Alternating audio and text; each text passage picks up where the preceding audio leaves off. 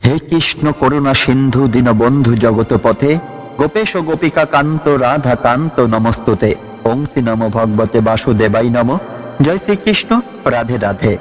এই পৃথিবীতে আমরা যা দেখি তা কি সত্যিই সম্পূর্ণ? আমরা প্রতিদিন মানুষ দেখি, সম্পর্ক দেখি, সুখ দুঃখ অনুভব করি, কিন্তু কখনো কি ভেবেছ এই সব কিছুর পেছনে লুকিয়ে আছে এক অসীম রহস্য, যে রহস্যকে চোখ দিয়ে দেখা যায় না, শুধু হৃদয় দিয়ে অনুভব করা যায়। আজ আমরা এমন দুটি শ্লোকের পথে যাত্রা শুরু করতে চলেছি, যেখানে এক যোদ্ধা অর্জুন হঠাৎ এমন এক সত্যের মুখোমুখি হন, যা তার সমস্ত ধারণা, সমস্ত বিশ্বাস সবকিছু ভেঙে দেয়। তিনি দেখতে পান এ বিশ্ব আলাদা আলাদা নয়, সবকিছু একসাথে জড়িয়ে আছে। তিনি উপলব্ধি করেন যে শক্তিকে আমরা খুঁজে বেড়াই বাইরে, সেই শক্তি সবকিছুর মধ্যে বিরাজমান। কিন্তু এই দর্শন এত সহজ নয়। এটা শুধু শোনা নয়, এটা অনুভব করার বিষয়। কারণ এই শ্লোকগুলো শুধু ধর্মের কথাই বলে না, এগুলো আমাদের জীবনের সবচেয়ে গভীর সত্যকে সামনে আনে। আজকের এই পাঠে তুমি হয়তো এমন কিছু অনুভব করবে যা আগে কখনো করনি। হয়তো তুমি নিজের ভেতরে নতুন কিছু আবিষ্কার করবে, হয়তো তুমি বুঝতে পারবে তুমি আসলে কে। তাই মনটা একটু শান্ত করো, সব চিন্তা, সব দুশ্চিন্তা কিছুক্ষণের জন্য ছেড়ে দাও, আর নিজেকে প্রস্তুত করো এক অসীম, এক অজানা, এক গভীর সত্যকে অনুভব করার জন্য। চলো এখন আমরা প্রবেশ করি সেই দিব্য জ্ঞানের মধ্যে, যেখানে সীমার কোনো অস্তিত্ব নেই, যেখানে সবকিছু এক। এই পৃথিবীতে যা কিছু তুমি দেখছো, মানুষ, সম্পর্ক, ভালোবাসা, ঘৃণা, সুখ, দুঃখ, সবকিছু কি সত্যি আলাদা, নাকি সবকিছু একই শক্তির ভিন্ন ভিন্ন রূপ?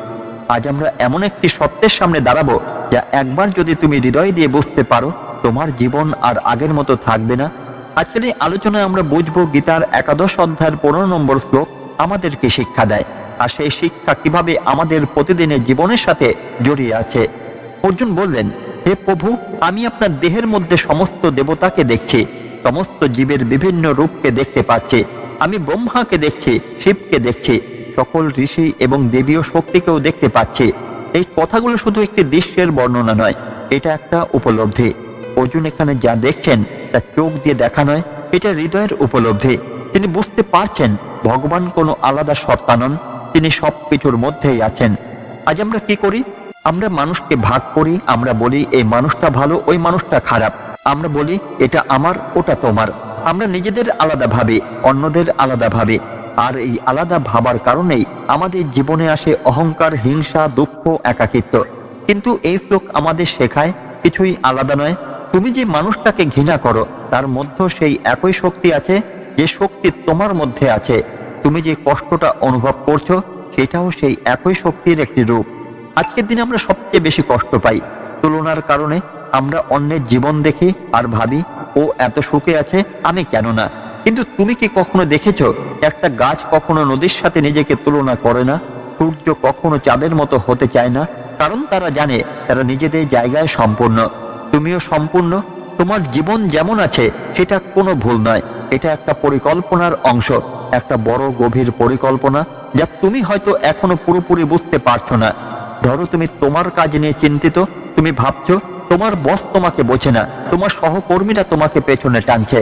কিন্তু যদি তুমি এই শ্লোকটা বুঝতে পারো, তাহলে তুমি দেখবে সবাই আসলে একই গল্পের অংশ।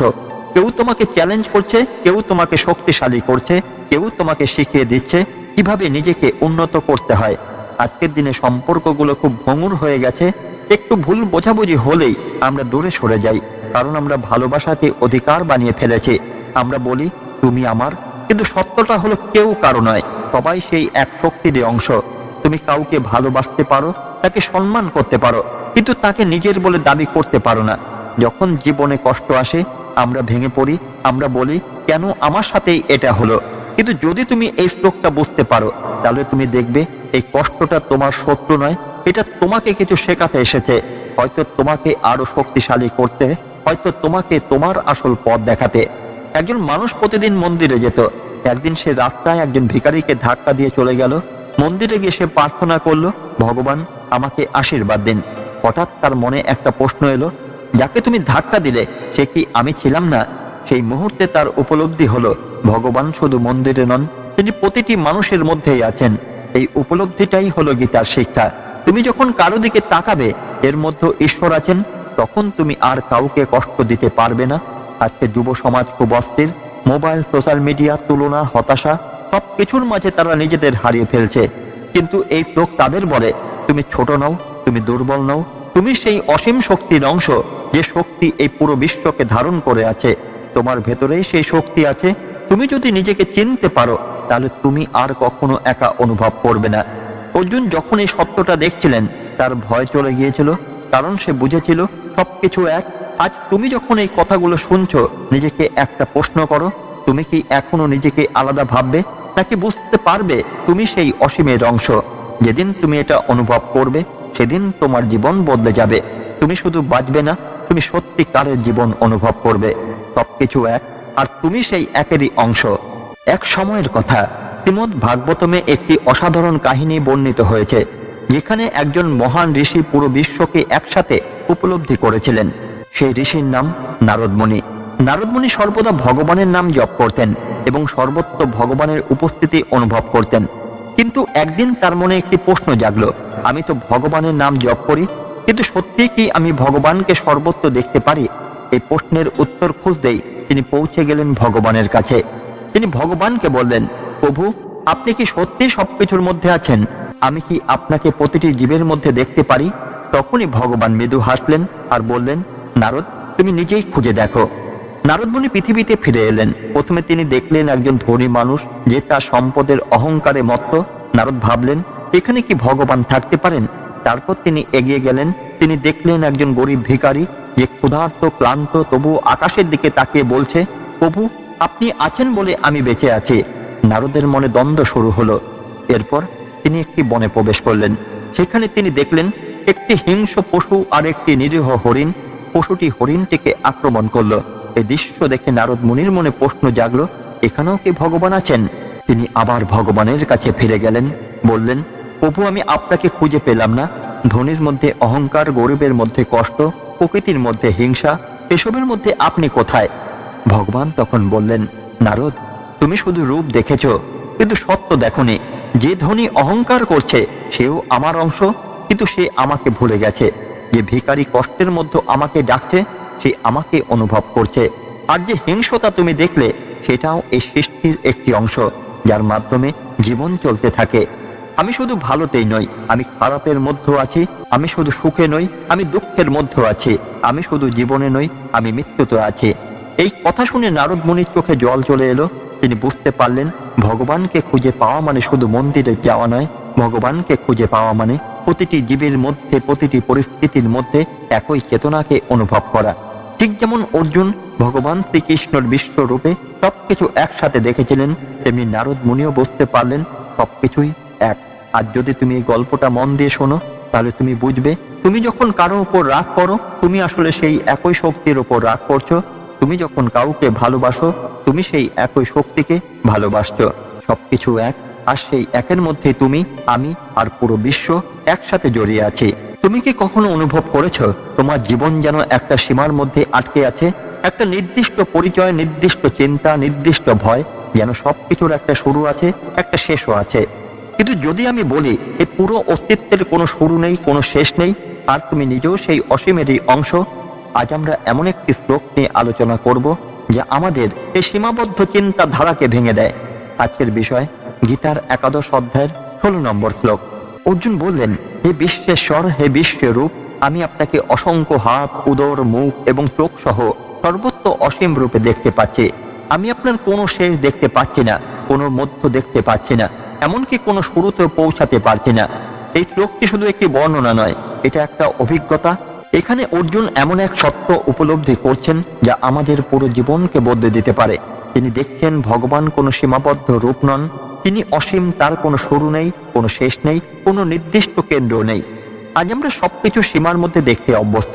আমরা বলি, এইটাই আমার জীবন, এইটাই আমার ক্ষমতা, এইটাই আমার সীমা। আমরা নিজেদের একটা ছোট বাক্সের মধ্যে আটকে ফেলি। কিন্তু এই শ্লোক আমাদের শেখায়, বাস্তবতা এর চেয়ে অনেক বড়। তুমি যাকে আমি বলছো, সেটা শুধু একটা ছোট অংশ। তোমার ভেতরে এমন এক শক্তি আছে, যার কোনো সীমা নেই। আজকের দিনে মানুষ সবচেয়ে বড় যে ভুলটা করে, সে নিজের সীমা নিজেই তৈরি করে। সে ভাবে, আমি এটা পারবো না, আমার এত ক্ষমতা নেই, আমার জীবন এমনই থাকবে। এই চিন্তাগুলোই তাকে আটকে রাখে। কিন্তু এই শ্লোক বলে, তুমি সীমাবদ্ধ নও, তুমি সেই অসীমের অংশ। যার কোনো শুরু নেই, কোনো শেষ নেই। ধরো তুমি একটা ছোট চাকরি করো, তুমি ভাবছো এটাই তোমার শেষ সীমা, তুমি বড় কিছু করতে পারবে না। কিন্তু তুমি কি জানো এই চিন্তাটাই তোমাকে আটকে রেখেছে? তোমার ভেতরের সম্ভাবনা অসীম। একটা বীজের ভেতর যেমন একটা বিশাল গাছ লুকিয়ে থাকে, তেমনি তোমার ভেতরে অসীম শক্তি লুকিয়ে আছে। আজকের দিনে মানুষ সবকিছুকে ভাগ করে দেখে, সে ভাবে এটা শুরু, এটা শেষ। কিন্তু প্রকৃতির দিকে তাকাও, সূর্য প্রতিদিন ওঠে আবার অস্ত যায়, কিন্তু সত্যিই কি তার কোনো শেষ আছে? না, এটা শুধু একটা চক্র। এই শ্লোক আমাদের শেখায় জীবনও একটা চক্র। কোনো কিছু সত্যিকারের শুরু নেই, কোনো কিছু সত্যিকারের শেষও নেই, সবকিছু চলমান। আজ আমরা সম্পর্ককে সীমা তৈরি করি, আমরা ভাবি এই মানুষটা আমার, এই সম্পর্কটা চিরকাল থাকবে। কিন্তু যখন সেটা ভেঙে যায় আমরা ভেঙে পড়ি, কারণ আমরা সেটাকে স্থায়ী ভেবেছিলাম। কিন্তু এই শ্লোক বলে কিছুই স্থায়ী নয়, সবকিছুই পরিবর্তনশীল। যখন তুমি এই সত্যটা মেনে নেবে, তখন তুমি আর ভেঙে পড়বে না। তুমি বুঝবে সবকিছু আসছে আবার চলে যাচ্ছে। যখন কষ্ট আসে আমরা ভাবি এটা চিরকাল থাকবে, কিন্তু তা নয়। এই কষ্টেরও কোনো স্থায়ী অস্তিত্ব নেই, এটাও চলে যাবে। একজন মানুষ অন্ধকার ঘরে বসেছিল, সে ভাবছিল এই অন্ধকারই তার জীবন। কিন্তু যখন সে দরজা খুলল, সে দেখলো বাইরে আলো আছে। আমাদের চিন্তাও ঠিক তেমনই, আমরা নিজেদের সীমার মধ্যে আটকে রাখি আর ভাবি এটাই সত্য। অর্জুন যখন এই অসীম রূপ দেখলেন, তার সমস্ত ধারণা ভেঙে গেল। তিনি বুঝলেন ভগবানকে কোনো সীমায় বাধা যায় না। এই শ্লোক আমাদের শেখায় তুমি যদি জীবনে সত্য বুঝতে চাও, তাহলে তোমাকে সীমার বাইরে ভাবতে হবে। আজকের যুব সমাজ সবচেয়ে বেশি সীমাবদ্ধ হয়ে পড়েছে। মোবাইল, সোশ্যাল মিডিয়া, তুলনা, হতাশা, এইসব তাদের মনে এমন একটা ধারণা তৈরি করেছে যেন তাদের জীবন একটা নির্দিষ্ট সীমার মধ্যে। কিন্তু এই শ্লোক তাদের বলে তুমি সীমাবদ্ধ নও, তুমি সেই অসীম শক্তির অংশ। তুমি যদি নিজের ভেতরের শক্তিকে চিনতে পারো, তাহলে তুমি যে কোনো সীমা ভেঙে বেরিয়ে আসতে পারবে।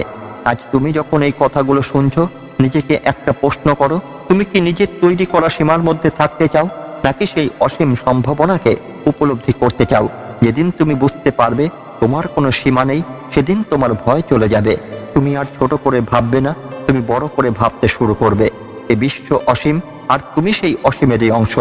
এক সময়ের কথা, শ্রীমদ্ ভাগবতমে একটি আশ্চর্য কাহিনী বর্ণিত আছে, যেখানে এক ভক্ত এমন এক সত্য উপলব্ধি করেছিলেন যা গীতার 11 অধ্যায়ের 16 নম্বর শ্লোকের গভীর অর্থকে জীবন্ত করে তোলে। সেই ভক্ত ছিলেন রাজা পরীক্ষিত। রাজা পরীক্ষিত ছিলেন একজন মহান রাজা, কিন্তু একদিন তিনি বুঝতে পারলেন তার জীবনের সময় খুব অল্প। এক ঋষির অভিশাপে তিনি জানতে পারলেন মাত্র 7 দিনের মধ্যে তার মৃত্যু হবে। ভাবো, যখন একজন মানুষ জানে তার জীবনের শেষ ঠিক হয়ে গেছে, তখন তার মন কেমন হয়? ভয়, অনিশ্চয়তা, দুঃখ। প্রথমে পরীক্ষিতের মনেও সেই ভয় এসেছিল, কিন্তু তারপর তিনি সিদ্ধান্ত নিলেন এই শেষ সময় তিনি সত্যকে জানতে চান। তিনি সবকিছু ছেড়ে দিয়ে গঙ্গার তীরে বসে পড়লেন। সেখানে আগমন হলো এক মহান ঋষির, সুখদেব গোস্বামী। পরীক্ষিত তাকে প্রশ্ন করলেন, হে ঋষি, মৃত্যুর সামনে দাঁড়িয়ে একজন মানুষের কি করা উচিত? জীবনের আসল সত্য কি? তখনই শুরু হলো শ্রীমদ্ ভাগবতমের সেই অমৃতময় বর্ণনা। সুখদেব গোস্বামী তাকে বোঝাতে লাগলেন, এই জগৎ, এই শরীর, এই জীবন সবকিছুই পরিবর্তনশীল। তিনি বললেন, হে রাজা, তুমি যাকে শুরু ভাবছো তা আসলে কোনো শুরু নয়, তুমি যাকে শেষ ভাবছো তা আসলে কোনো শেষ নয়। এই বিশ্ব অসীম, এর কোনো শুরু নেই, কোনো শেষ নেই, আর তুমি সেই অসীমেরই অংশ। পরীক্ষিত প্রথমে এই কথা শুনে অবাক হয়ে গেলেন। তিনি ভাবছিলেন, আমার তো মৃত্যু আসছে, তাহলে আমি কিভাবে অসীমের অংশ? তখনই সুখদেব গোস্বামী একটি উদাহরণ দিলেন। একটা নদী সমুদ্রে মিশে গেলে সে কি হারিয়ে যায়? না, সে আরো বৃহৎ হয়ে যায়। ঠিক তেমনি মৃত্যু কোনো শেষ নয়, এটা শুধুই একটি পরিবর্তন।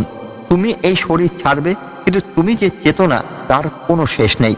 এই কথা শুনে পরীক্ষিতের ভয় ধীরে ধীরে দূর হয়ে গেল। তিনি বুঝতে পারলেন তিনি শুধু একটি শরীর নন, তিনি সেই অসীম চেতনার অংশ, যার কোনো শুরু নেই, কোনো শেষ নেই। তার চোখে জল চলে এলো, কিন্তু সেই জল ভয়ের নয়, উপলব্ধির। তিনি বললেন, আমি এখন বুঝতে পারছি আমি কখনোই শেষ হব না। এই উপলব্ধির পর পরীক্ষিত আর মৃত্যুকে ভয় পেলেন না। তিনি শান্ত মনে ভগবানের নাম স্মরণ করতে করতে নিজের শেষ সময়কে গ্রহণ করলেন। আজ আমরা সবাই কোনো না কোনো ভয়ের মধ্যে বেঁচে আছি, মৃত্যুর ভয়, ব্যর্থতার ভয়, হারানোর ভয়। কিন্তু এই গল্প আমাদের শেখায়, যদি তুমি বুঝতে পারো তুমি অসীমের অংশ, তাহলে তোমার আর কোনো ভয় থাকবে না। এই বিশ্ব অসীম, এর কোনো শুরু নেই, কোনো শেষ নেই, আর তুমি সেই অসীমেরই এক অমর অংশ। আজ তুমি যে শ্লোকগুলো শুনলে, এগুলো শুধু শব্দ নয়, এগুলো এক একটি দরজা, একটি দরজা যা তোমাকে সীমার বাইরে নিয়ে যায়। একটি দরজা, যা তোমাকে তোমার আসল পরিচয়ের সামনে দাঁড় করায়। আর যদি তুমি একটু থেমে ভাবো তুমি কে, এই জীবনের আসল উদ্দেশ্য কে, তাহলে হয়তো তুমি অনুভব করতে শুরু করবে তুমি শুধু এই শরীর নও, তুমি শুধু এই নাম নও, তুমি সেই অসীমের অংশ যার কোনো শুরু নেই, কোনো শেষও নেই। জীবনে যত সমস্যাই আসুক, যত অন্ধকারই ঘিরে ধরুক, এই সত্যটা মনে রেখো, সবকিছু এক, আর তুমি সেই একেরই অংশ। তাই ভয় পেও না, নিজেকে ছোট ভেবো না, নিজেকে কখনো একা ভেবো না, কারণ তুমি কখনোই একা নও। এই জ্ঞান শুধু শোনার জন্য নয়, এটা অনুভব করার জন্য। আর যেদিন তুমি এই সত্যিটা অনুভব করবে, সেদিনই তোমার জীবন বদলে যাবে। আজকের মতো গীতা পাঠ এই পর্যন্তই। ধন্যবাদ। জয় শ্রীকৃষ্ণ। রাধে রাধে।